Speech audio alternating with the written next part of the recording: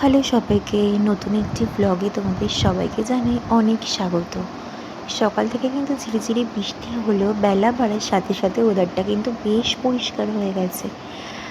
আর দেখো, আমি তো স্নান ধান হয়ে গেছে আমার, বাসি কাজকর্ম করে একটু ঠাকুর পুজো করে নিচ্ছিলাম।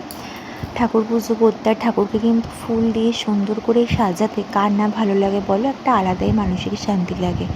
তারপরে এই যে ভাজটার জলটা চেঞ্জ করে নিলাম।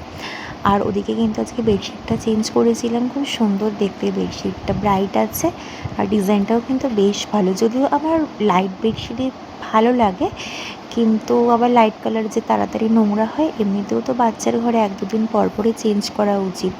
আর ওই যে খেলনাগুলো দেখলে বক্সে রাখা আছে, সেই মানে সমস্ত খেলনাগুলো ভালো করে কিন্তু জল ন্যাকড়া দিয়ে মুছে ওই মানে ছোটো ঝুড়িটা মুছে শুকিয়ে কিন্তু আবার সব গুছিয়ে রেখেছি খেলনাগুলো, কারণ ও খেলে মুখে দেয়, তা পরিষ্কার তো রাখতেই হবে। ওদিকে দেখো, যখন আমি মুখে লাঞ্চ করেছিলাম, ওই সাইমনকে দেখছিল, খাচ্ছিল আর খেলনাগুলো দিয়ে তো খেলছিল। যাই হোক, ও ঘুমিয়ে যাওয়ার পরে আমি একটু আমার ইনডোর প্ল্যান্টসগুলোতে গেছিলাম জল দিতে। আর দেখো সন্ধেবেলায় কী করছে বাবান, খুব ভালোবাসে গাড়ি।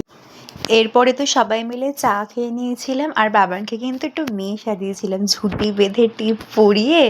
আমার বেশ ভালো লাগে এমন করতে।